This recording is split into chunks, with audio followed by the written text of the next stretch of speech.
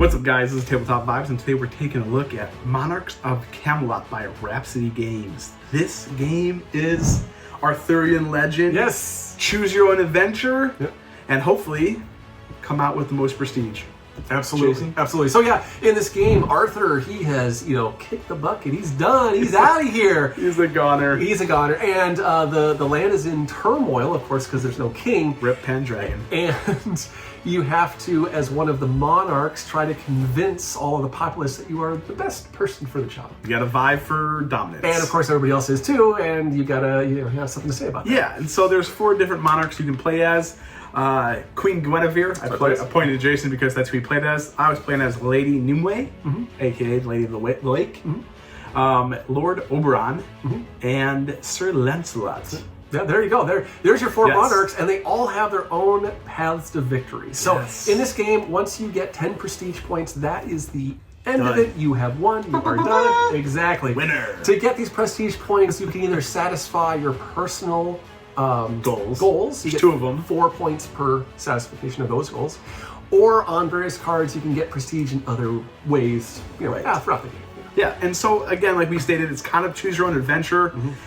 You all start off with there's a prestige track, there's a happiness track that determines turn order. Gotta keep people happy in your life, There's a health track, because everybody has to live. and that's how many cards you get to have in your hand. Exactly. And then there's a timing track. Yes. Certain scenarios will basically, you run out of time, and then something happens when you run out of Yes, time. and there is a ton of scenarios. So the Yes. cool thing is the book in the game is your player board. Yes. And so it opens up, there's the throne room, there's the outlands, there's tons of them. You don't have to start at number 1. Right. You can pick any and just go to that card and then just start playing out Right. So scenarios. he's a little backwards on that. So what it is, you have a stack of cards, like 150 cards. There's quite a bit. And you choose a scenario that's on there. It's going to tell you where in the book you're going to take place, like a scene. It's like a location. Right. And then that's going to lay out your whole scenario. Right. That's going to lay how out many rounds, who's in there, what speakers are in there, what special rules there are, what bad and good bad things happen. mostly bad. Mostly bad. And then basically it's going to give you conditions of how to go to the next scene. Right, So exactly. that could be a timing, or that could be place certain amount of resources on this person, and then it moves to the next scene. And that part I really liked, because that kind of got a little feel of a like a legacy game. Yeah. And that's my favorite part of legacy games, is really the unlocking of the next stuff. Like what comes next, what Exactly. you get next. And that is like one of the core features of this game. So you're always changing it up. Right, and that's the other thing too, is there's a lot of tension too, because you can trying to strive to get that scenario end game trigger ability, but you're also trying to play on your own fiefdom, Right. which is a fun word to say, fiefdom. And then you're also trying to make sure Jason's not getting his personal goals, and I'm trying to get my personal goals, and there's all this stuff swirling around in the kingdom of, Camelot, that you're trying to address, conquer, do, and then move to the next scenario, and achieve 10 prestige points. Right. So, folks. Oh, hey! So, how do you do this, you ask? Okay, everybody has a character, which we already described. The cool part is your characters are split in half. Yes. You have your decent side, pretty much, and your not so decent side. And then you're playing or splaying out your cards down in front, because you start with your main person. I was Lady of the Lake, but she starts off as Lady Nimue. She's pretty, she has her face intact. And as I play on the left side of my cards, all my cards start to get the Lady of the Lake side. And if I play 4 of those cards on one direction, you transform into your new form, aka the Lady of the Lake. Right, and as you're playing this card, so every turn you're going to play one of these cards. Right. And then you have the option to take all the actions on the card, and then you can, If you can pay for if them. you can pay for it, Yep. And then you can take an action from somewhere else in your fiefdom. You can take an action from one of the perils that are there, or the speakers. Those things are really, really hurtful. Jason was very mean. You don't do perils on yourself, you do perils on other people. Yes. And every scenario's peril is different. Exactly. And then you go on to the next round. So the rounds themselves are pretty quick. Yeah. But there is a lot of chaining going on. And how the strategy sort of unfolds with this is the direction that you're going to go. It's not exclusive. You could go in both directions. Right. But the direction you go helps you fulfill some of your personal objectives. Right. So, and then once you do that 4th that fourth splaying, then you transition into your ultimate form. Yeah, full potential or whatever you want to call it. And then you can't use cards on the opposite side, and you basically can't fulfill your other personal. Yeah, you really kind of have to choose it gets one. way harder to then fulfill your other personal objective because one. you've committed to one form. And both goals are one's for one form, one's for the other form, right? But when you're playing, you have different things like different units. You have advisors. They're in a little book icon. Yep. You got spies. I'm sure those guys are really helpful because you can spend them to do perils. Right, they're kind of like the wild type of thing. You have soldiers. You know, soldiers are good to have. You know, you are running a Camelot. Soldiers are good. And then you have magic and the Grail. Yep, and shields. Yes, and which my character, I couldn't use them. See, you didn't even know that. Jeez.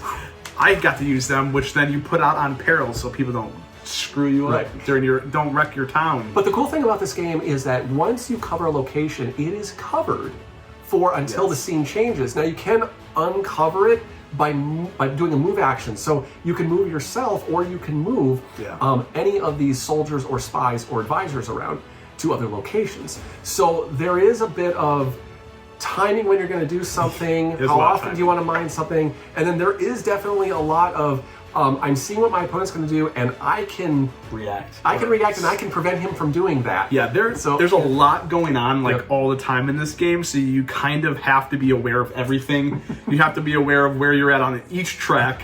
You got to be watching your opponent. You got to be watching their end game goals. You got to be watching who's putting what on the speakers, which the speakers are really cool. Yep. I'll go into that really quick. In each scenario, certain speakers come out either I call them Class A speakers, where they're unique ones. But you have different kind of factions of speakers that come out through each scenario, which is cool that you can play on. They're always active, and you usually pay to play and do some sort of thing with the ability that they have. But there's so much, again, going on that you're trying to keep track of, which makes it's intriguing. Right. It's like real Camelot politics. It absolutely is. I mean, there definitely is kind of that temporary alliance feel and then backstabbing feel.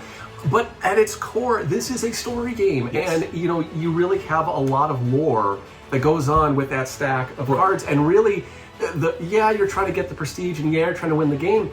But really, my feeling on this is I want to keep advancing the story. I want to kind of see what's happening next. What's the next chapter? Because when we were playing, it's okay, you start off in the beginning of it because you get to feel the game. You start off in the throne room, and then there's this band of picks that are potentially there. Are you going to go negotiate with them? Are you going to go fight them? And then your decision. Now the scene changes. Now you're out in the field, and these other things happen, and then certain people leave. You do other stuff, and then you go to a different scene, and it really kind of moves you along, through the story. Really fun. And the cool part is, if you're looking for a comparison game, King's Dilemma and Destiny is kind of smashed together because you're making a lot of decisions in King's Dilemma, and then Destiny's is so much you do this happens, and this happens, and you're searching for this, and this is a little bit different because there's no app-based game, but this is literally I have my card, it's my choosing my own adventure. Do I go to my decent side, my non-decent side? If I play always this card, non-decent. Always non-decent. I just went for again, I'm channeling Adam. Yeah. I looked at the cards and I'm aggression. All these allow me to attack. All these allow me to get rid of suitors. I'm going to go the attack. Yeah, so Queen Guinevere says, remove a bunch of guys from prison. Yep. Or I think I could have attacked you, I think. Yeah, or something like that. And then, his other one is that he got to I basically three suitors. Yeah, I basically have to shoot out a whole bunch of advisors until I fulfill their, let's just call it ambitions. I don't even know what it was, but to get rid of them. I don't want them. Yeah, she just wants to be queen. Yeah. Mine was either, I get relics. There's a bunch of relics in this location that you can go to, and or become Lady of the Lake, and I was done. I'm just going to become Lady of the Lake. That's awesome. But both integration, because it's Camelot. Why not? Yeah, right, exactly. It's in turmoil. It's like Thebes and Hercules. Anyways, whatever. But yeah, it's a lot of fun. There's and there's so much replayability here that you are just wanting to come back to keep playing it, trying different scenarios. Yep. You can play the same scenario and pick the opposite thing and get a new with scenario with different characters. So, right. I mean, a lot of replay replayability involved in this. Oh, Yeah. that was a hard one. So And many avenues to say that. a lot of fun. You're going to be playing with up to 4 friends. Yes. And you're all just going to have a blast aligning each other and backstabbing each other. Right. And I mean, even if you have only 2 of you, there's like 2-player rules, or everybody takes 2 characters and just has fun playing 2 characters. Backstab each other. Yeah. Always backstab. This guy. I've been around him too much. He's been hanging out with you too much. But yeah, it is super awesome. It's coming to Kickstarter soon, so keep a lookout. Also, like, subscribe, comment, and let us know who in Arthurian legend your favorite character is. Jason? It's going to be Sir Robin. It's always Sir Robin. Mine's... It's always Sir Robin because of what Monty Python did. I can't not. Oh, God. Yeah. Mine is Galahad. And I really just like Pendragon. Just sounds really cool. Yes. My least favorite is Sir Lancelot. Get that guy. Yeah, just boring. Yeah, too noble. Yeah. Anyways. Well, he wasn't. But... Yeah, well, no, he definitely wasn't. Yeah. But he's too main character. And Merlin, if anybody thinks that Merlin. And if anybody believes that Merlin was in Camelot. Anyways, we're Tabletop Vibes. This has been Monarchs of Camelot. Check you next time.